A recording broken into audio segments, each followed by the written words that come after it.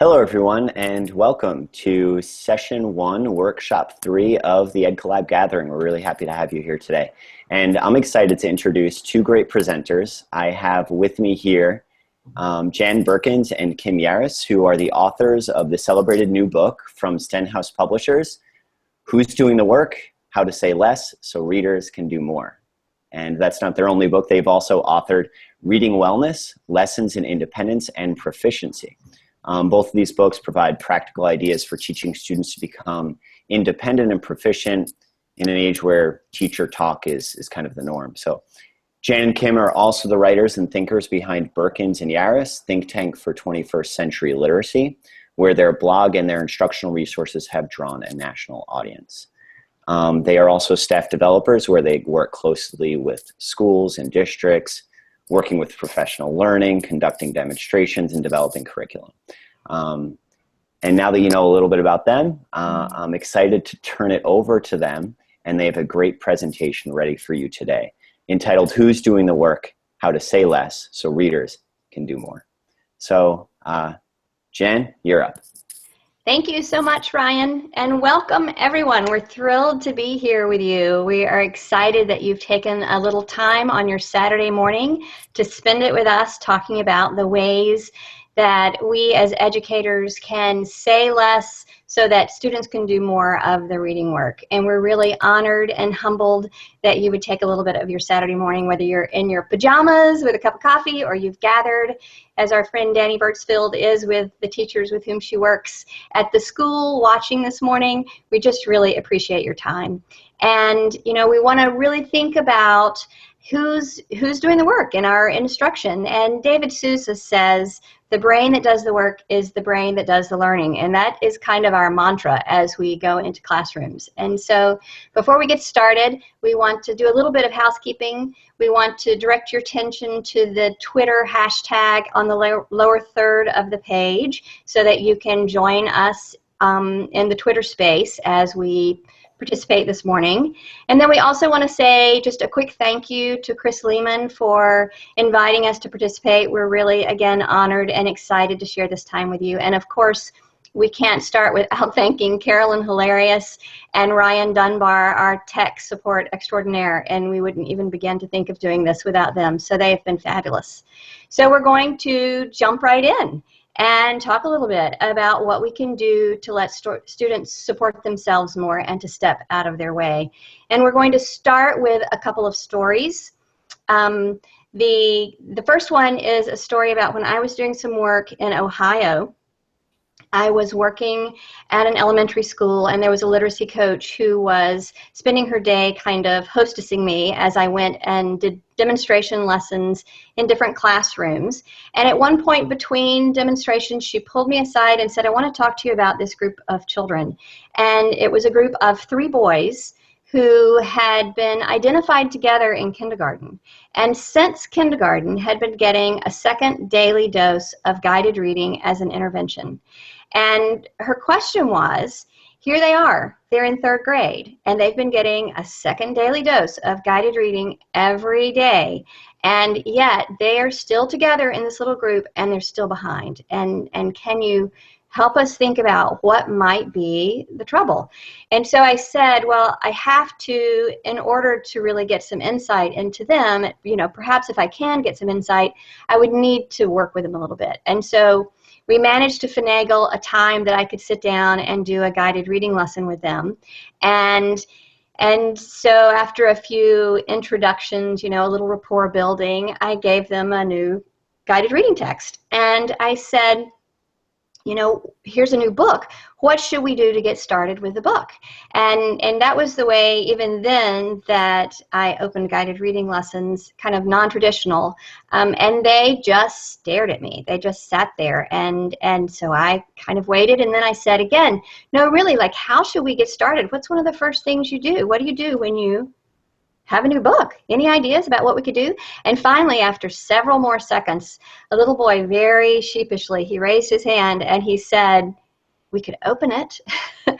And so it was this situation and others like it that really illuminated for us the ways that we as educators, our body language, the procedures we use, the way that we manage things in the classroom, and in particular our language with students, the ways that these things create in students a dependency and a learned helplessness. And so we began really digging into this idea of learned helplessness and how to move away from it. And really, our work really revolved around helping teachers think about the ways that they were creating dependency or learned helplessness. And so Kim was doing a lot of work on Long Island and was working with a particular group of teachers who to really think about their language, and she had done a number of demonstration lessons in this professional learning community. It was time for the teachers now to do some of the work, and so it was one particular kindergarten teacher's turn to demonstrate a lesson, and her colleagues were watching and were there for the demonstration with this kindergarten group, and a little boy quite ably figured out the word seaweed. And after he had figured out the word, he very promptly looked at the teacher to confirm that he had said the right word. And she, of course, was in front of all of her colleagues, and they had all been working on not confirming, because if we're beginning with the end in mind, and the end is independence and proficiency, when students are reading independently, no one's there to say, hey, you got that word right, or way to go. We want them to check for themselves, because confirming and cross-checking is the work of the reader, not the work of the teacher. And I'm not saying, of course, that we're not warm and encouraging, but she really, particularly since she was in front of her colleagues, was determined not to confirm that for him. So she was encouraging and warm, but she didn't tell him what the word was. And he just refused to move on until she said, that he had gotten it right. And so finally, the principal leaned forward and tapped him on the shoulder and said, you can turn the page. and even then, he wouldn't turn the page. And so more and more we encounter these stories, and we've experienced them ourselves. We've all learned, kind of literacy instruction 101, which involves doing a lot of the work for the kids, pre-teaching everything and confirming when they get it right, and through questions telling them what the important parts of the text are. So our work is really now so about helping teachers see the places where they can let go a little bit. And I want to introduce you to a concept or a framework that we came up with for thinking about the ways that we can release some of the work to students. And I have to transition here just real quick. I have a few steps where I have to share my screen with you and open up. Oh, wow, that's exciting. Ryan, are you seeing what I'm seeing? We are. Okay. So don't worry, just Jan, if you just want to exit from this share. Okay, stop sharing and try again. Yeah, just try it again. Yeah. Okay, let's see. Screen share. It's still doing it. Wow. On one of those, can you just go to the document camera? You can't. Is it all different windows that are opening? Yeah, it looks like that, but you should. I should be. Let me stop sharing. Last attempt, and then I'll do a plan B. Let me stop sharing. Let me open the document camera first. And now let me share and see if that's better.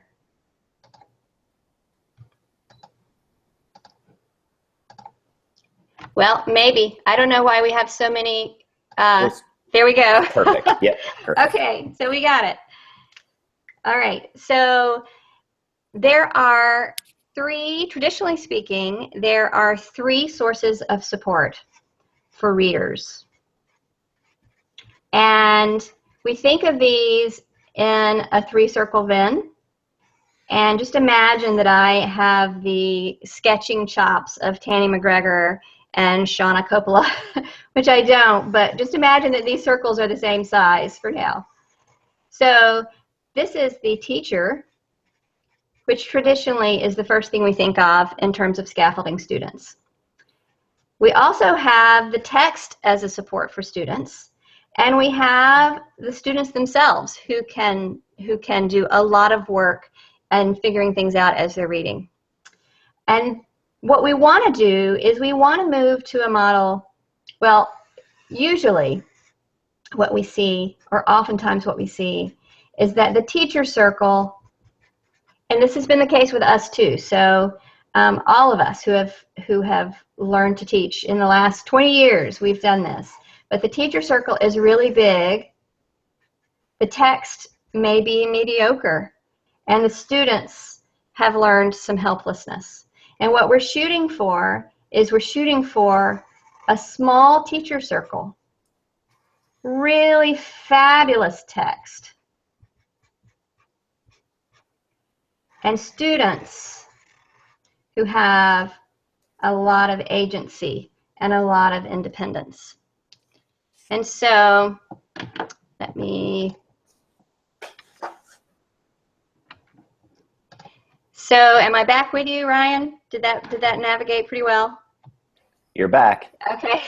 All right. So I'm going to turn it over to Kim now, who is going to talk with you about the ways that teacher language can help students be more independent.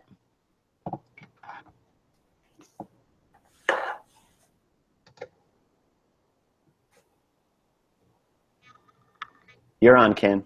All right, so I'm just going to jump on just for just a second here because I have some slides that I'm going to use to show you some of the things that we're thinking about. So I just wanted to say hello, everybody, and just give me 1 second, and I'm going to hop behind.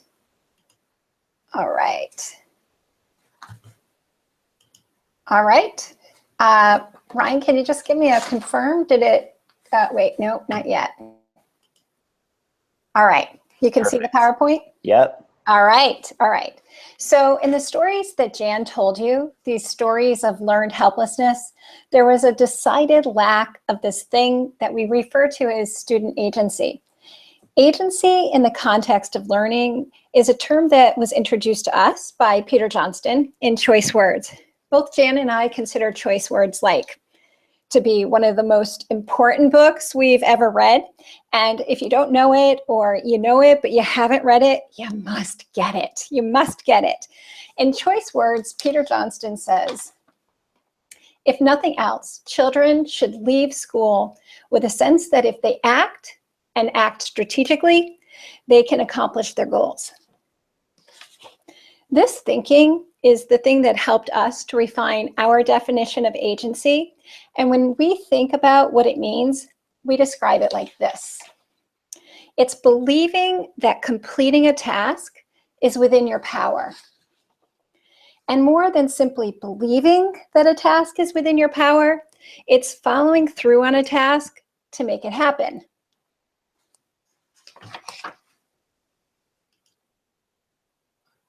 All right, there we go. Trying to switch back so you guys can see me. Can you see me? Perfect. All right, all right. So Jan gave us examples of, or non-examples of students that didn't have a lot of agency, which might make us begin to wonder, and if a student does have agency, how do we know it? So as a counterpoint to the stories that Jan told you, let me tell you a story about a 4th grade girl that I encountered who was reading this text. It's just a short little passage from Avi. But the thing that you might notice about it is that right here in the middle is the word ghastly, which for this particular reader was troublesome. And when she got to that word, she paused. And she was thinking, she didn't know what that word was. At first, she didn't even know how to say it. She's like, ghostly, ghostly. But the point is that when she hit the difficulty, she put her finger on the word and she went right to work. And then she starts talking out loud and she says, I don't know what that word means. And then she's just like she's like, I don't think that's very good, because look at it, it seems like there's bad stuff going on here. So I think that she's like really scared and something's horrible is about to happen. So like ghastly must be a bad word.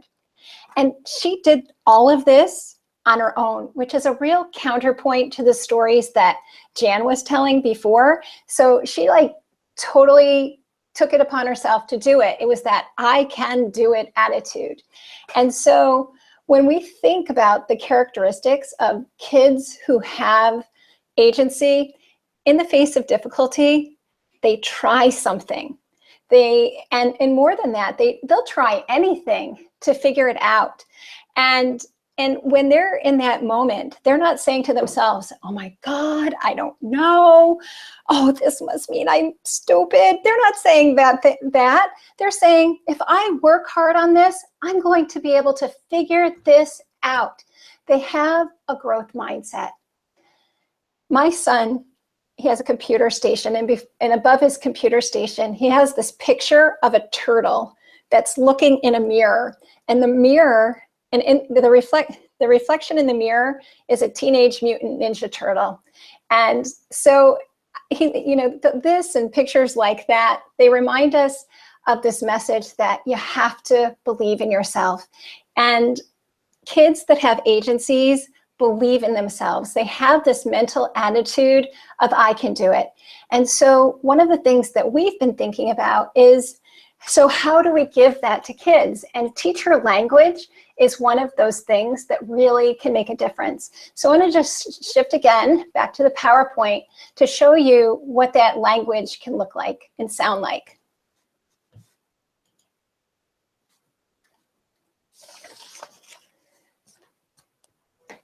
One way we think the teacher can facilitate this language that we use is the language we use with students. What we say really can help a child either believe he can or believe he can't, or she. Because helping them to believe that, that they can is our goal, we developed this tool that we call the prompting funnel. And it works like this. When we're working with a child who encounters difficulty, we begin by asking questions that require them to do as much work as possible. In other words, we resist our urge to jump in and help them a lot right away. We'll say things like, what can you try? Or what do you know? Or what can you figure out? Or how can you check? When they do figure things out, we encourage them to be metacognitive and say things like, wow, how did you do that? While we might not say all of these things all of the time, we will pick and choose a couple and really provide children the opportunity to muck around a bit with the dissonance. Giving them this time sends the message that we believe that they can, and which can have the really powerful cumulative effects. Of course, we know that sometimes children will need additional help, and sometimes we'll offer prompts like get your mouth ready, or ask questions like what would make sense, or what would sound right. However, these questions and prompts require the least amount of work from students. And we only use them when we've prompted children in ways that say, we believe that we can do it on their own first. Ultimately, scaffolding is the way that wires children's brains to know what to do in the point of difficulty, which in turn better equips them to tackle problems that arise when they're not reading in the presence of a teacher, which is really the hallmark of great teaching. Teaching so students don't need us. Using agentive language, like the prompts that we showed you just a moment ago, at the top of the prompting funnel can help us to hit this mark of helping children do more for themselves. So you might be wondering how this prompting funnel works when you're having an actual conversation with a student. So think back to that story that I told you about the girl who figured out the word ghastly. Now, imagine what would have happened had she been non-agentive. So she might have begun by looking to you to help her to figure out the problem. The conversation might begin with her saying, I don't know that word. When children say this, they're appealing to us, the teacher, And because we love children and we love to help, our instinct is to jump in with the word or question like, what would make sense? However, ultimately, we want to help in ways that helps this child help herself whenever she gets to the point of difficulty. So instead, we would say, what are you going to try? Now, of course, we expect magic, right? However, what we get in actuality is awkward silence. However, we resist our urge to fill up this silence and with sound, and we wait patiently. We need to interject here just to say that not only do our words communicate our beliefs about what children can do, our actions speak volumes as well. When we're thinking about what we, the teacher, can do to help children do more, sometimes we need to do nothing.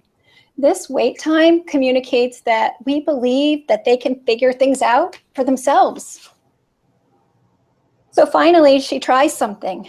She places her finger beneath the word and starts to sound it out. But when she does, she's not sure. She looks to you for confirmation. But you don't bite. You put it back on her plate by asking, how can you check?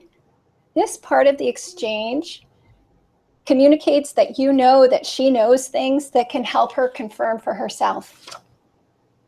And look, she does. She says, it looks like ghosts with an A.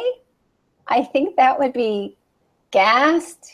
Yes, I think it's ghastly, but I don't know what that means. Still not willing to jump in to save the day, the teacher says, what can you do to figure that out? And lo and behold, she has an idea. She suggests reading the words around it.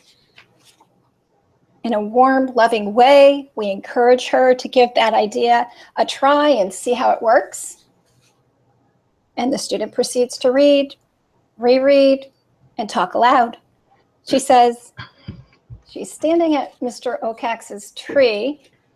He's an owl. She's a mouse. She's afraid of him because he eats her family and friends.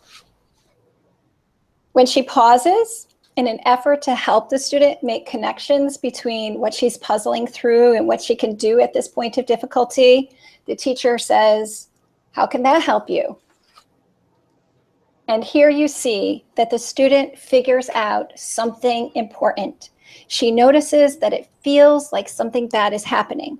She says, I think a ghastly realization is not a good thing. In fact, I think it's really terrible. At the beginning of the conference, she was looking to the teacher to solve her problem. However, in resisting the urge to jump in and help by giving her the answer, the teacher walked her through a mental process that she can replicate on her own whenever she arrives at words she doesn't know how to pronounce or words that don't make sense to her. Having multiple exchanges like this and lots of opportunity to practice this kind of thinking helps students to recognize their own problem-solving power. The language that we use really can help children rely on themselves more and teachers less at the point of difficulty. And of course, that's not the only thing. There's other things, and text plays a really great role in that as well. So I'm going to turn it back over to Jan, who's going to talk to us about the role that text can play. You're on, Jan. Okay, thank you, Ryan, and thank you, Kim. I'm getting some feedback. Are you getting that, Ryan? No? It's good. Okay, thank you.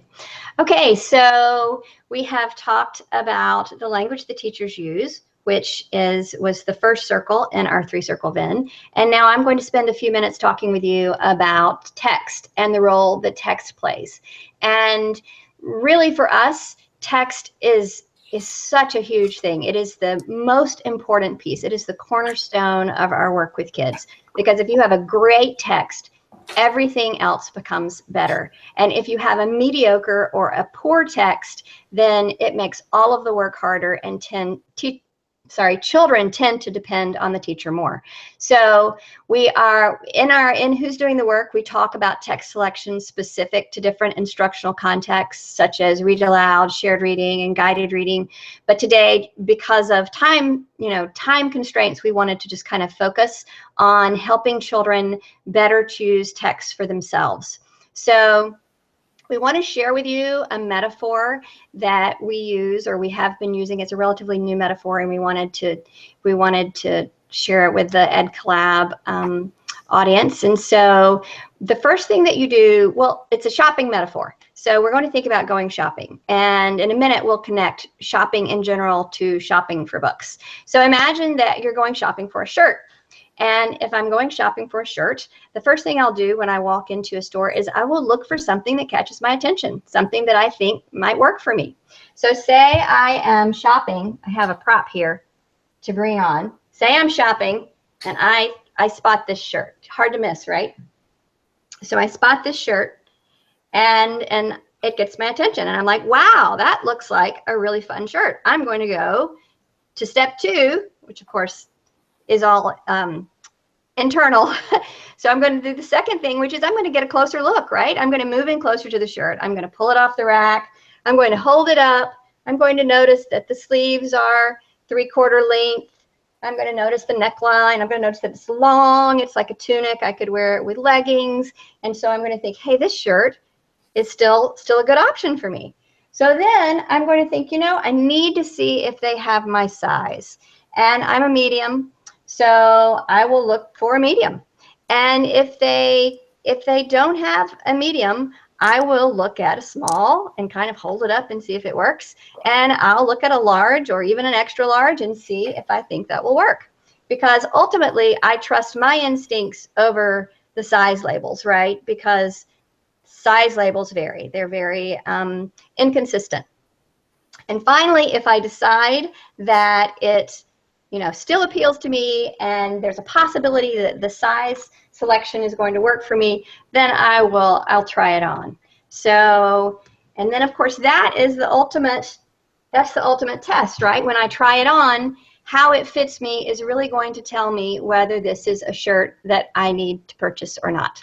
And when I get to the checkout, if I have picked up a shirt that's an extra large, even though I usually wear a medium, if I'm at checkout, the person at the register is not going to say, no, you're a medium, you wear a size medium, and we're not going to sell you this because it's not your size.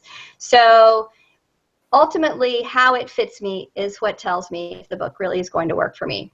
So I want to shift again, cross your fingers, I want to shift again to the document camera. Fingers crossed. Fingers crossed. Oops, sorry. Here we go. All right. There it is, even though there's like infinity mirrors going on. So step 1, and we're going to take it to looking for a book, right? So step 1 is to look for something that grabs your attention.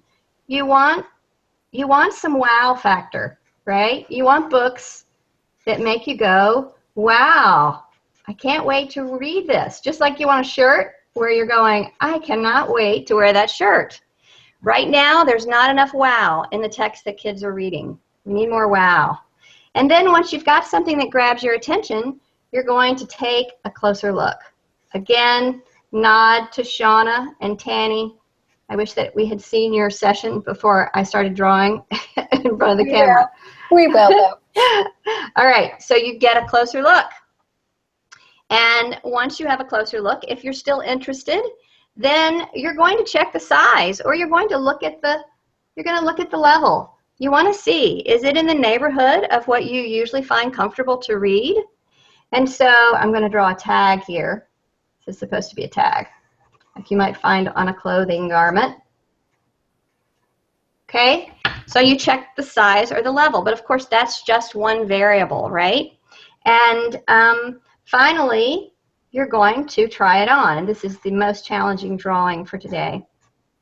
This is supposed to be me, and I'm going to put that tunic on.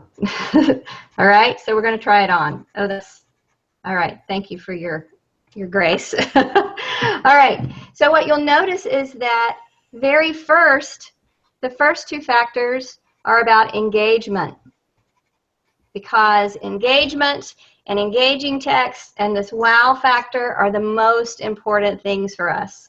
And then level and then trying it on help us really see how it fits. It's about accessibility, if I'm spelling that right. Okay? You are. All right. So let's try this real quick. Let's try this with a book. I have here, thanks to Groundwood Books for letting us use Tokyo Digs a Garden, one of our favorite books from 2016. And so let's just pretend that I'm following this procedure. So step one is that I'm looking for something that grabs my attention. And this book instantly grabbed my attention when I first saw it. The cover is really compelling, the graphic design, and so I'm instantly drawn in. And you've got these big eyes from the cat, so my attention is captured. And next, I want to take a closer look. So I look again at the cover. I might flip it over on the back. I can read a little bit. This blurb tells me that Tokyo plants some seeds. They're kind of magic seeds. And so I'm wondering now if it's kind of a Jack and the Beanstalk kind of story. I might also, in taking a closer look, I might glance inside. And this illustration really makes me wonder what's going on, because kitchen utensils and such are integrated into this landscape of the city. So now I'm really curious what this author is doing. So I've made it through steps 1 and 2. The next thing I need to do is think about how difficult it is. And this book is written on about a 3rd grade level, and I read higher than a 3rd grade level, but I'm really interested in this book, and I suspect that it's going to stretch me a little bit, because I'm interested in this metaphor and the way the author has used the illustrations. And so I'm thinking that while it might really, the words might be 3rd grade level, this is one of those places where text leveling truly is pseudoscience, and where it really could challenge me on a deeper level, give me something bigger to think about. So finally, I'm going to try it on, and I'm going to read a little bit from that same page. It says, "But now all of that was gone. Tokyo's grandfather said the city had eaten it all up. Cities had to eat something, after all." Okay, so I'm able to read and comprehend that, and I do now understand what that metaphor is about, and I am really, really pulled into this text, and I'm really, really interested in reading more now. So that's just an illustration of our metaphor for thinking about supporting kids as they select text. And I am going to turn it back over to Kim, who's going to wrap up by helping us think again about what the students can do to be agentive. Okay, Kim, you're up. Okay, so just to add on to what Jan was saying, this whole thing about kids being in text with a wow factor is we are asking them to do work that is harder and harder. I mean, we want them to, exercise those reading chops and use those skills and the strategies that we're teaching them in our classrooms. And if they're not reading books that make them go wow or have an engagement factor, they're not going to want to do the hard work. And so that's the role that text can play, is that they really just draw kids in and make them eager to work as hard as they possibly can. It really sets it up nicely for a mindset for learning and this mental attitude of I can do it. So I want to go ahead and summarize what we've been thinking and talking about in this session. So there are 3 different sources of support that children can turn to at the point of difficulty: the teacher, themselves, and the text. In Jan's opening, she told us stories about students who lacked agency, stories where students over-relied on teacher support, creating a classroom dynamic that looks like this. Of course, this concerns us because a lack of agency has serious repercussions in the classroom, because as Jan told us at the beginning, that David Sousa has taught us, that the brain that does the work is the brain that does the learning. And so with this in mind, and thinking that what we want is for learning to transfer, we want to teach in ways that minimize the teacher's role and teach students how to rely more on what the text, more on the text and themselves in the face of difficulty.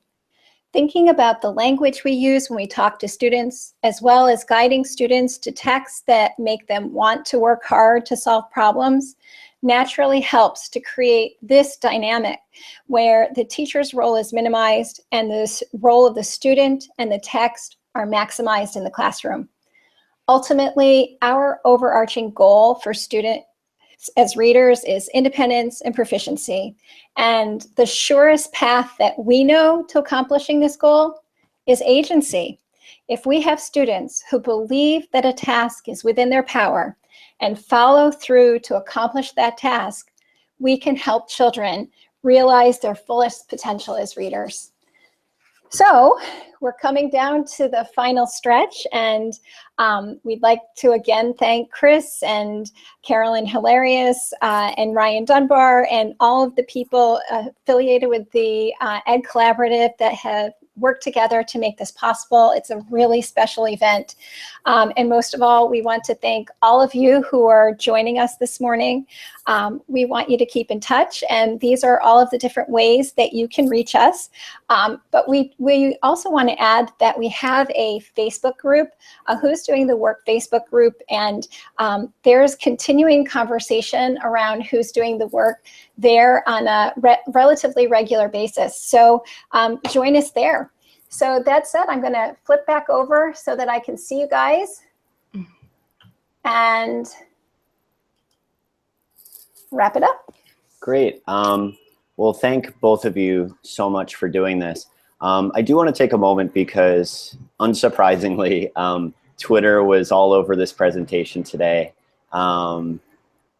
I think, Kim, they really enjoyed kind of all of your personal stories. And Jan, I think that you don't give yourself enough credit for your drawings. For my artistic talent. I was thinking the same thing. I mean, the tunic was where maybe you started to lose me a little bit, but otherwise, I really enjoyed it. I was trying to practice a growth mindset, right? We have to take risks. Right.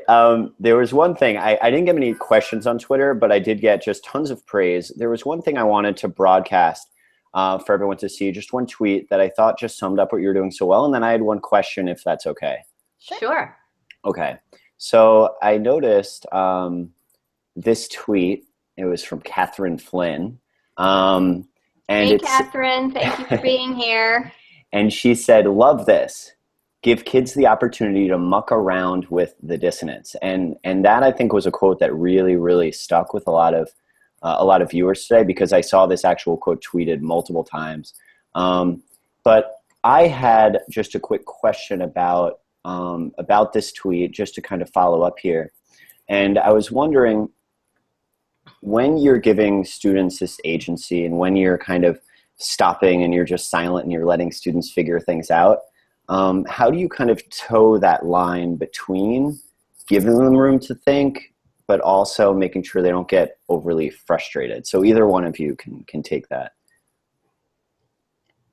Do you want to talk, Kim? You want me to talk? Go for it, Jan. Okay. So it's a dance, Ryan, and certainly we're all about taking care of kids. We're all about being sensitive to them. It has a lot to do with knowing them and how well you know the students and how much they trust you. And so every circumstance is different.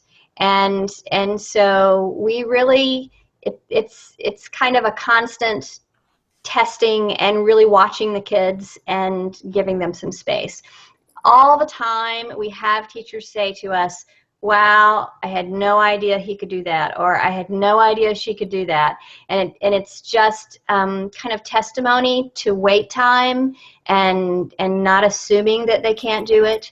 But also we do really try to watch, and we're pretty it's, you know, the teachers who are watching this, we know, are very sensitive to kids and are great kid watchers and are into responsive teaching. And so they will have the intuition to kind of read this, this fine line.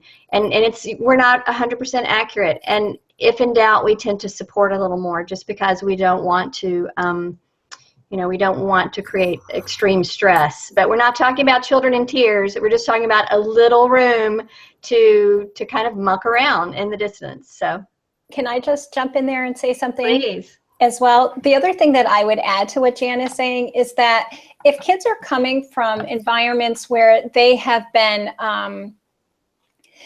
where they expect that there's one right answer to things, you might need to give them a little space for that. So you'll have to support more in the beginning, but the more often you do this, the more they're going to get the idea that it's a safe environment for them, that if they're wrong, that you're not going to get angry with them, or that it's just okay if they make the mistake. They'll learn that the risk is more important.